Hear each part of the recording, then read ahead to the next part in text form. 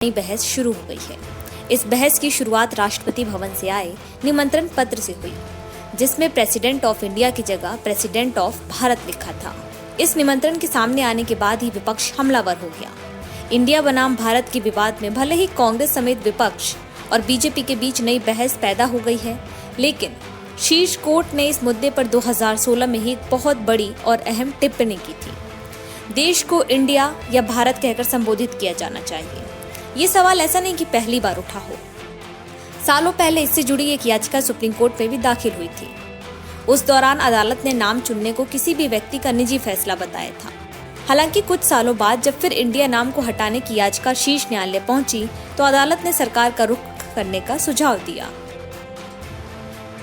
बात 2016 की है। मार्च का महीना था और तत्कालीन न्यायाधीश टीएस ठाकुर के सामने एक्टिविस्ट निरंजन भटवाल की याचिका पहुंची।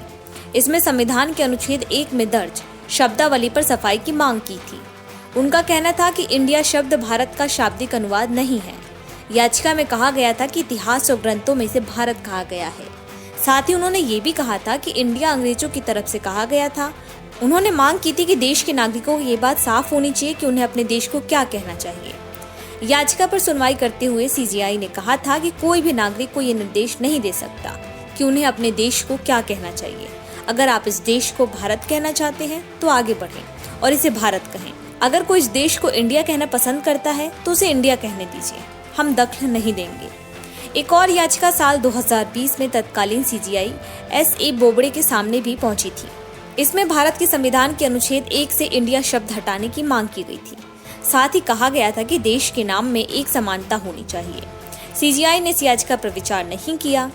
सीजेआई एस.ए. बोबड़े ने याचिकाकर्ता से कहा था कि भारत और इंडिया दोनों ही नाम संविधान में दिए हुए हैं। इंडिया को संविधान में पहले ही भारत कहा गया है। इसके अलावा सुझाव दिया कि याचिका को रिप्रेजेंटेशन के तौर पर बदलकर केंद्रीय मंत्रालयों को भेजा जा सकता है।